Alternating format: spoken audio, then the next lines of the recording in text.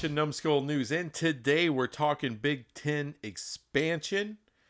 Apparently, the Minnesota AD, Mr. Coyle, opened up his face and talked about a few things.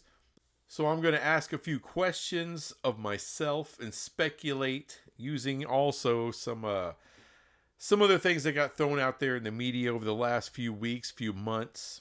So let me show you just a piece of this article. You've probably seen it already, but I'm going to go ahead and go through just a few little smidges that I think that are most interesting.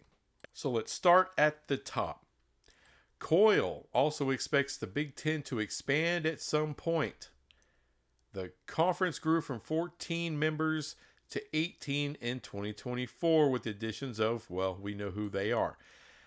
Our friends, this is a quote from Mr. Coyle, our friends at Oregon and Washington wanted so badly to be in the Big Ten that they're getting half the media revenue. I mean, think about that. I think Minnesota is very well positioned. We are a charter member of the Big Ten. Okay. Let's look at mostly getting half of the media revenue. Now, we've heard stories, whether that be Duke or few others, that they're willing to come into one of the big two for half a media revenue share, or hell, like with Duke, there's a story that they're willing to come in for no media rights money, kind of an SMU type of deal, if you will. I can tell you peers in the Big Ten are trying to find revenue, right? What are peers in other conferences trying to do right now? We have the best media deals in the country, so there's going to be movement. He's talking about money. And when you're talking about adding teams into the Big Ten, they're going to be looking for quality deals. They're looking for that money. Because here's the thing. There's no pro rata in the Big Ten, which means they can't just add whoever they want. They have to work with their media partners, Fox, NBC, and CBS. Now, what we know from however long before, months before now, what we know is those media partners want more, or I should say need more premium matchups, which means they need big football programs to come into the Big Ten. And they don't need a ton. There's this talk of 24. You know what? Let me save that. I'll get to that in just a minute. I don't want to puke all over this thing just yet. What I did want to address right here, right now, whether it's 2 days or 2 years, 2 days or 2 years. Now, do I think in 2 days they're going to announce someone coming in or a couple programs coming? No. Do I think it's going to be next week? No. The week after? No. All I do know is college football, just like the NFL, they don't like big stories taking attention away from what's going on the field. They like to save that for the off season.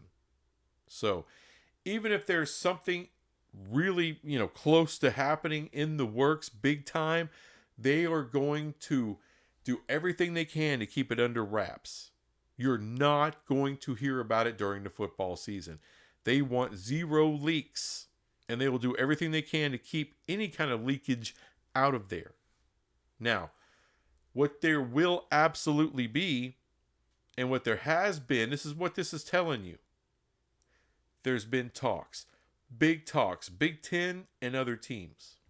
And I'm talking about the big boys. I'm talking they've been steady talks with Notre Dame, talks with FSU, talks with Clemson, talks with Miami. Have they talked to UNC? I'm sure they have. Virginia? Yeah. Have they had any kind of talks with Kansas or Utah? We've heard about that. Could happen. This is the Big Ten. This is a huge, freaking rich conference. They're going to look at everything. They're going to do their due diligence. They're going to make a list of teams that they can see that may fit, especially academically fit. All right, and they're going to run through that list. They're going to run through it with Fox, with NBC, and with CBS. That's what they're going to do. Because it makes Nothing but freaking sense to do that. And all these people, they're constantly making this big deal. Oh, Utah's on the list. Kansas is on the list. Who cares who's on the list? Who's getting in? Because they may be on the list, but it's pretty far down the list. I don't take any kind of talk of Utah or Kansas seriously going to the Big Ten or the SEC or anywhere else unless the Big Ten or the SEC or both go to 24 teams apiece. Then absolutely they are serious candidates.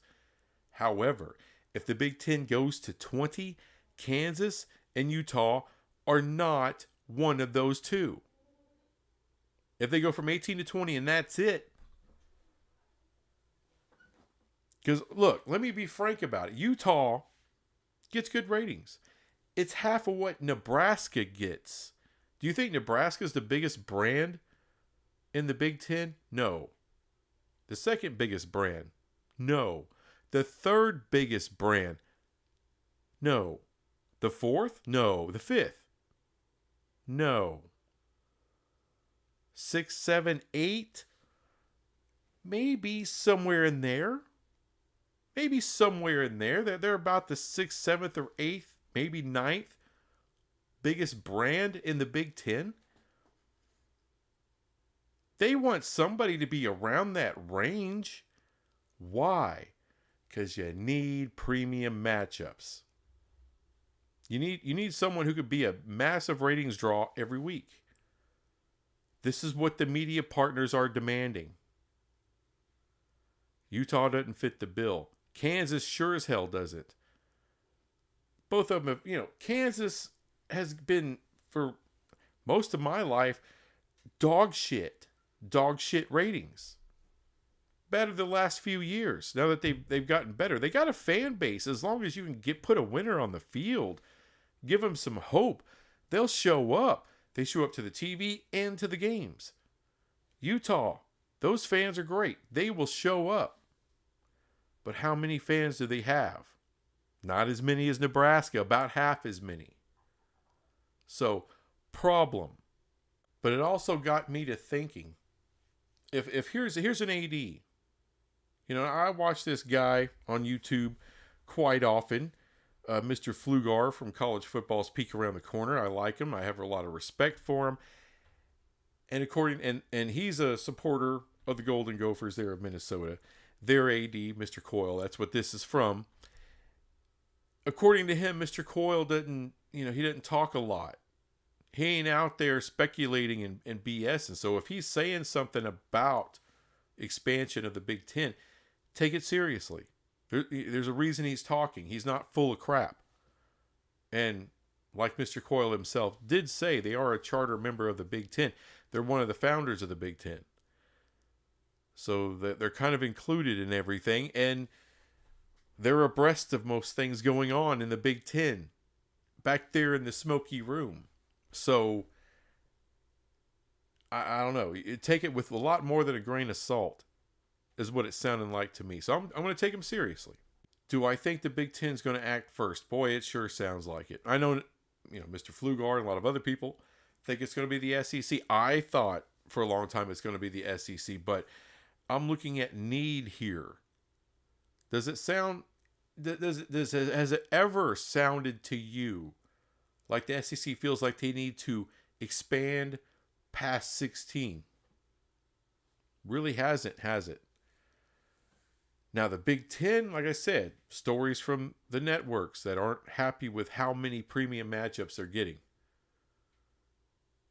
You had the Maryland AD talk about expansion. You now have the Minnesota AD talk about expansion. There's talk with the Big Ten looking at private equity. So, no, these are serious movers and shakers. And I believe that, yeah, they may very well act first. That's what I think. Just because there's a bigger need and a necessity, and I think they're in a hurry to strike. So if they can get something done with a couple huge programs, talking football programs, not basketball, Football ratings, they're just more valuable than basketball ratings. It's not my fault. I didn't make the shit up. I didn't decide football is 80% of your revenue, of your cut of your media rights, but that's what it is. It's just that much more valuable. So I don't give a damn how big your basketball ratings are. They're not equal to football ratings because you're not going to make the same amount of money off of that. The media partners won't make the same money off of that. You think, I don't give a damn. I don't care what matchup it is. You think they can charge the same amount to advertisers for basketball, regardless of the matchup, that they can for football? Then you don't know shit. That's my speculation. That's the logic that I'm using. And it's pretty basic. It's pretty simple. It's easy to follow. A child could do it.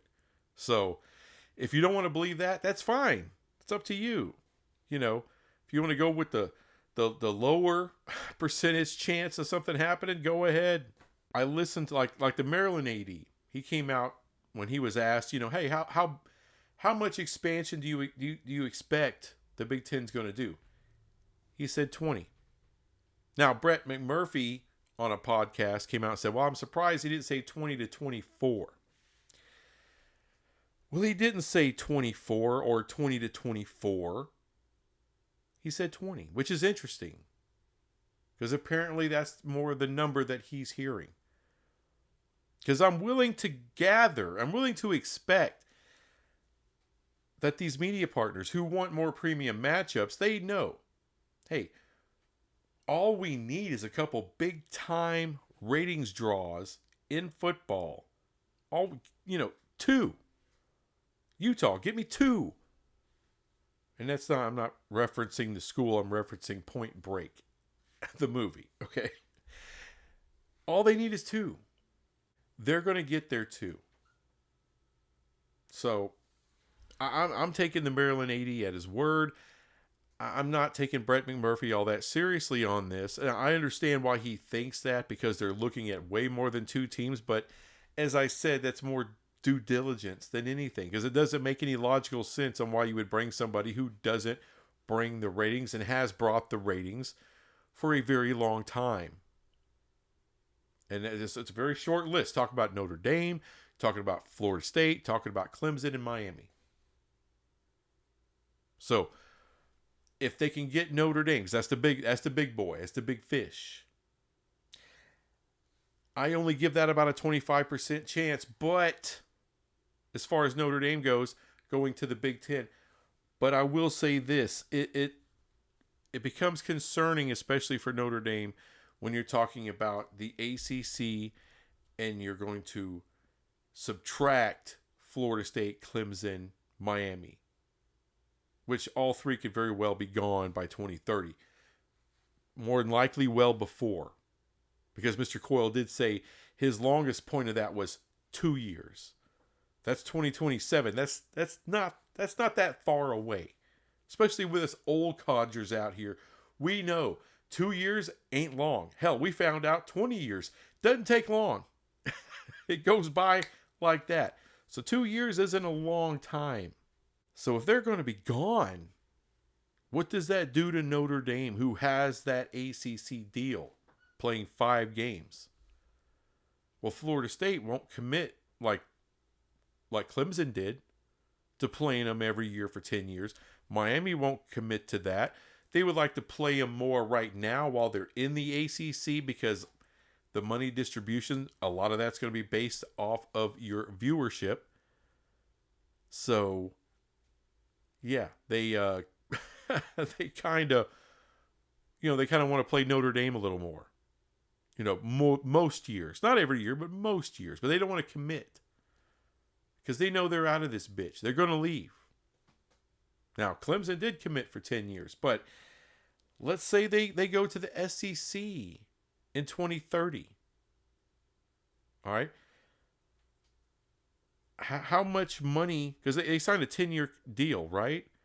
So that would probably take them to around the halfway mark of Notre Dame. Maybe Notre Dame gets to keep, because Clemson will back out of that deal. Not too early, but, maybe 3 years early. Maybe 3 years early, and that still leaves Notre Dame in kind of a bind. You know, that's the only way they're going to join the Big Ten. If they can't get enough quality opponents. Now, I've always poo-pooed that, and I think mostly they probably will. But I have to say this, it's a little sketchy if you can't count on USC every year. And you can't count on Florida State every year or Miami every year. You can't, and you don't know. Right now, you got a deal for every year with Clemson, but that can get bought out by Clemson if they're in the SEC. So it gets a little rough around the edges. Now, I know Notre Dame does play some Big Ten schools here and there. They do play some SEC schools here or there. But you need to be able to lock down long series for a long stretch of time, kind of like the Clemson deal. That's what Notre Dame needs. Now, as long as they can get the money, and that's what I'm basing my 75% on as far as Notre Dame remaining independent, as long as they can find the money to compete at the highest possible level, they will stay independent. But if that stuff starts to shrink because they can't schedule enough big-time opponents, then there's some trouble. There's just trouble. And the SEC, I mean, look, I know a lot of these schools don't want, I doubt Alabama wants to play Notre Dame every year for 10 years, or Texas, or Oklahoma, or any of the biggest programs in the SEC. They don't want that. Maybe a one-off would be cool. Alabama, they don't really back down that much from playing, big-time universities. Oklahoma, they played Michigan this year. Texas has played Ohio State before. Alabama has regular season in the non-conference. Yeah, they've played some big-time opponents. So they don't back off. But they don't want to play them all the time. That's the worry about them staying in the ACC. If they can't get enough of those quality opponents, then, Notre Dame may think about it. They very well, and like I said, 25% to me is a lot. That's a big percentage chance of you doing something 25%. So that's where I'm at with Notre Dame. And if they do, if whatever reason, especially the scheduling reason, but the Big Ten gets Notre Dame, they'll only take one more. And Miami, from everything I've heard, seems to be perfect. There's some problems with Wisconsin. There was some player envy there, but I don't take that. That's a separate issue. You can look at that and say, well, they're not going to take Miami now. It's about business. It's not show friends, it's show business.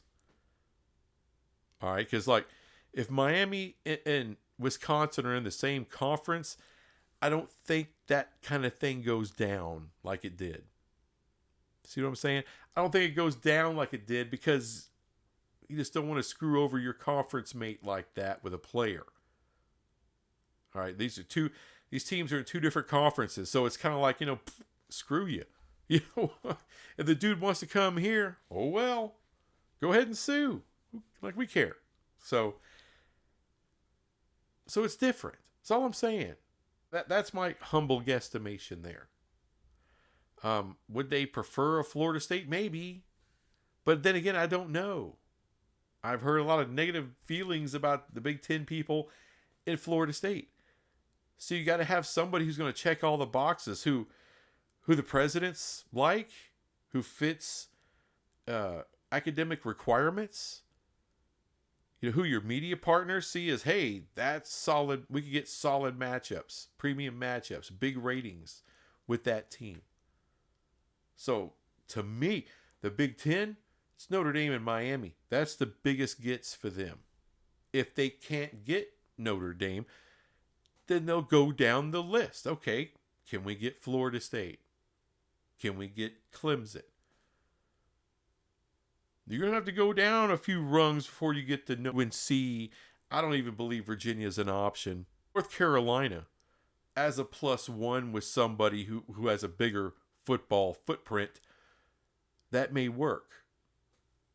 I'll give you that, even though I don't believe it's going to come down to that, but it could work theoretically. But if Notre Dame goes, I'm sorry, but if they go to the Big Ten, it's not going to be UNC or Virginia or Kansas or Utah. They'll go right for Miami. That's where they'll go. It's the only thing that really makes sense. But look, everyone's entitled to their speculation, so speculate your little heart away. Tell me in the comments how dumbass this all is, how big of a dumbass I am. That's fine. It doesn't stop a lot of people. But just trying to tell you.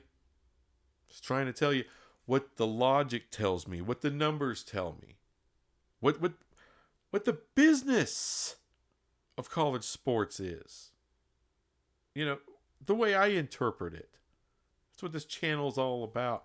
Son of a bitch. Anyway, thanks for watching this crap, and I'll be back with some more crap later. Bye. Now, I've noticed some of you are still not subscribed to the channel. You should be. Why? Because I'm a genius. Check this shit out. Boom. Don't you want to join the channel of a winner? Fantasy football winner? I'm a freaking fantasy genius, a champion. Oh, is that trophy not big enough for you? Well, how about this one, ho? How about this one? Subscribe.